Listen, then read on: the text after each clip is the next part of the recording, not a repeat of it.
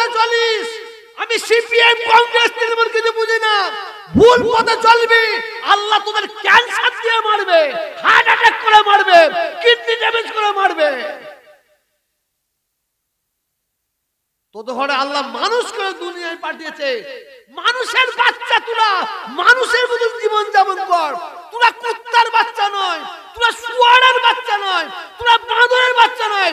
কুকুর মারামারি করে, শুয়ার মারামারি করে, তোরা মানুষ।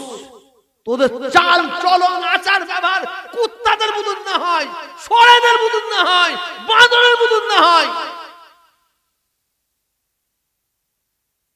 আর কিছু মুসলিম বিদ্বেষী নেতা, তারা বসে বসে কাঠি লাড়ছে। ঠিক বলছি না ভুল? জোরে বলো। আর এরা নেতারা আবার গরম দেখিয়ে বলে আমাদের এই আছে, কি আছে বলে, আমাদের এমএলএ আছে, তাই নাকি? কিছু কিছু নেতা কি বলে, বললে আমাদের সভাধিপতি আছে। তোর গোষ্ঠী গোষ্ঠী করেছে, তোদের সভাধিপতি থাকতে পারে, এমএলএ থাকতে পারে, এমপি থাকতে পারে, শুনেলে আমাদের আল্লাহ আছে।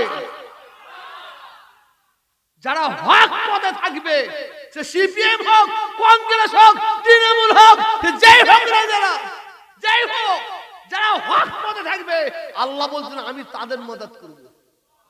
একটু জোরে বলুন, একটু জোরে বলুন। নেতা হয়েছো মানুষের চোখের পানি ফেলার জন্য? নেতা হয়েছো মানুষের মুখের হাসি ফুটাবে তো? কি আমার কথা রাখতে পারছেন? পায়ে ধরে আমাকে অনেকে অনেক কিছু ভাবে, তৃণমূলের লোক, আবার এককালে অনেকে বলবে, এবার বলবে হয়তো সিপিএম এর লোক। নাজে পা দিলেই, নাজে পা দিলেই সত্য কথা বলবে না। নেতা হও, আমিরুল মুমিনিন খলিফাতুল মুসলিমিন হযরত ওমর ফারুক রাদিয়াল্লাহু তাআলা আনহু নেতা হও। জানেন আরবে সবাই ঘুমিয়ে পড়তো, মদিনা শরীফে সবাই ঘুমিয়ে পড়তো। আল্লাহ রাসূল দুনিয়া থেকে বিদায় নেবার পরে আমিরুল মুমিনিন কে হলেন জানেন? নেতা কে হলো? সর্দার কে হয়েছে? কথা বলুন।